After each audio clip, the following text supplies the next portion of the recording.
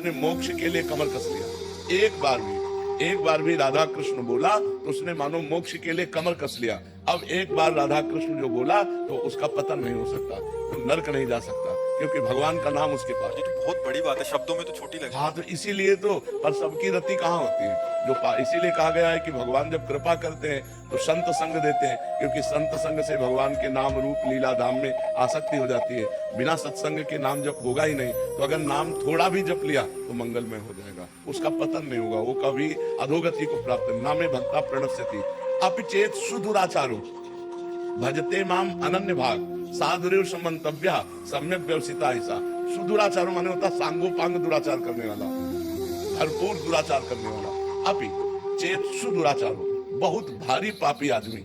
अब उसको सत्संग मिल गया और उसने सुना कि मैंने तो बहुत पाप किए और पाप कर रहा हूँ, मेरा कल्याण कैसे हो सकता है? एकमात्र भगवान ही है जो हमारा कल्याण कर सकते हैं। तो सम्यक व्यवसिता ऐसा उसने अपनी बुद्धि में बैठा लिया कि मैं नीच हूँ, पापी हूँ, पापाचरण हो रहा है, पर मैं भगवान की शरण में हूँ। अब भगवान ही मेरा उद्धार करेंगे। और कृष्ण कृष्ण कृष्ण कृष्ण राधा राधा राधा, और पाप कर रहा है, वर्तमान में पाप कर रहा है, तो भी उसकी दुर्गति नहीं होगी। भगवान कह रहे उसे साधु मानो, मैं उसको साधु बनाऊंगा। करो सत्य ते साधु समाना। अपिचेत सुदुराचारो भजते माम अनन्य भाग साधुरेव समंतव्य, उसे साधु मानो, क्योंकि अब मैं बनाऊंगा साधु। क्षिप्रम भवति धर्मात्मा, अब मैं उसे शीघ्र धर्मात्मा। और भगवान जिसे साधु बनाना चाहे वह साधु रह कैसे सकता है? तो दुराचारी हो करके भी यदि वो भगवान का आश्रय लेकर नाम जप करता है तो वो नरक नहीं जाएगा।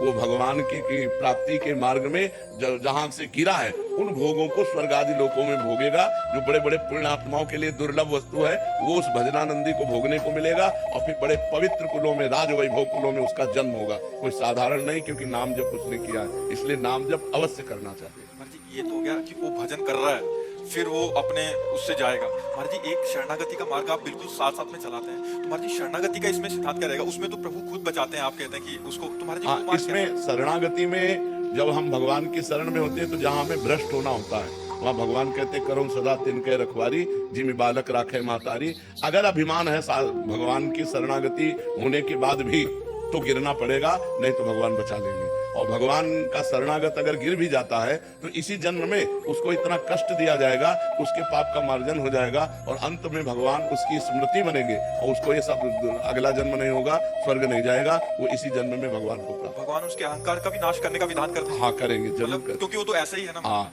भगवान उसके अहंकार का विनाश करेंगे और उसको ये नहीं सोचना चाहिए कि भगवान ने हमारी रक्षा क्यों नहीं की, क्योंकि तुम्हारा अहंकार जो है उसका नाश करने के लिए कि तुम कुछ नहीं हो। जब ये समझ में आ जाए मैं कुछ नहीं हूँ और हे नाथ केवल आप, तो भगवान केवल इस संबंध से कल्याण कर देंगे। भगवान ने कहा है मत चित्ता सर्व दुर्गाणी मत प्रसादात तरिष्यति, इसमें साधन नहीं बताया। मत चित्ता सर्व दुर्गाणी मत प्रसादात तरिष्यति, जो मेरी शरण में आ गया तो मेरे प्रसाद माने कृपा से वो सब दोषों से मुक्त होकर मेरे को प्राप्त कर लेता है एक ही जन्म में। भगवान की शरण होकर भगवान का भजन कर रहा है, अगर कहीं गिरने के चांस आए तो भगवान उसकी रक्षा करते हैं। अगर रक्षा नहीं की तो तुम्हारे अहंकार का नाश होने के लिए वो भगवान लीला करेंगे, और ज्यादा दिन वो लीला टिकेगी नहीं मायामयी, वो तुरंत निकल करके फिर परमार्थ में चलेगा और भगवान को प्राप्त। क्षमा कीजिएगा महाराज जी, पर ये मार्ग और ज्यादा आसान है। हाँ, तभी तो शरणागति दुर्लभ वस्तु है। शरणागति हृदय से हो जाए तो निहाल हो जाए।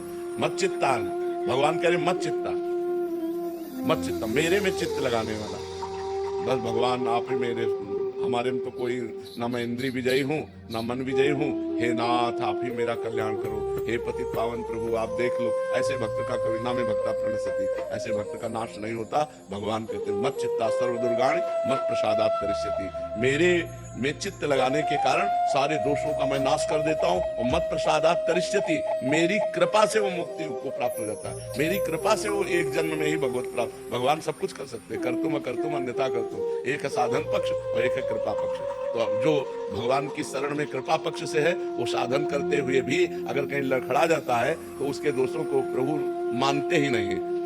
जन अवगुण प्रभु मान न काऊ, दीन बंधु अति मृदुर स्वभाव, उसके दोषों को मानते नहीं, दोष है उसका कल्याण कर देते। मत प्रसादात तरिष्यति, मेरी कृपा से वो पार। महाराज जी एक और समाधान से, महाराज जी साधन पक्ष भी देते हैं प्रभु और कृपा पक्ष भी देते हैं। महाराज जी कृपा पक्ष किनको देते हैं महाराज जी? जो सत्संग में, साधु महात्माओं के सत्संग में अपने को अनाधिकारी समझ पाए कि मैं तो नहीं मन को जीत पाऊंगा, इंद्रियों को भी नहीं जीत पाऊंगा, पर भगवान को तो प्राप्त ही करना है, तो हे भगवान मैं आपके शरण में, मैं जैसा भी हूँ, हे पतित पावन, हे भक्त जनरंजन, जैसा भी हूँ नाथ मैं आपका हूँ। अब आप देख लो, आपको जो कराना है हमसे करा लो, भजन कराना है भजन करा लो, जितेंद्रियता जैसे आप चाहो वैसे चला लो प्रभु, मेरे बस में नहीं। मैं तो सिर्फ आपकी, हे नाथ मैं आपकी शरण में हूँ। अंदर से जो बार बार भगवान की वो शरणागति, और जिसका अच्छा ऐसे से ऐसा ऐसे से ऐसा वो हर साधन को पकड़ता हुआ चल रहा है, वो भी भगवान का कृपा पात्र है, क्योंकि साधन पकड़ रहा है पर उसमें कुछ अहम है, उसमें अपनी बुद्धि का भरोसा है,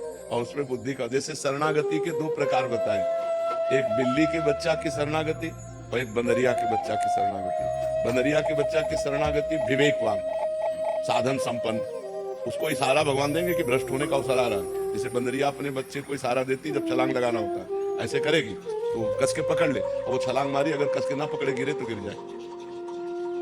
वो इशारा देगी कि मैं छलांग मार रही हूँ, जरा सा ऐसे बच्चे को संभालेगी, बच्चा समझ जाता है कि अभी छलांग लगाने वाली है और कस के पकड़ लेता है। ऐसे ही भगवान इशारा देंगे कि माया का आक्रमण होने वाला है, तुम्हारे सामने प्रश्न आने वाला है, तुम सावधान विवेकवान हो, इसलिए अपने आप को पकड़ करके बचाओ, साधन को पकड़ लो कस के। और लेकिन जो बिलैया के बच्चा की शरणागति है वो ऐसे तुम्हें ले जाना है जहाँ ले जाओ, हमें झटका वटका से कोई मतलब नहीं, इशारा दे उनमें चुप कर लेता है। अब वो बिलैया क्या करती है, अपने मुंह में दबा के ले जाती है। जिन दांतों से चूहों को मारती है उन्हीं दांत, वही मुंह में दांत है, लेकिन इतनी सेफ्टी से उस बच्चे को पकड़ती है, जहां उसको ले जाना होता है स्वयं ले जाती है। ऐसे ये अजात पक्षायु मातरम खगा, ये बहुत सुंदर मार्ग है।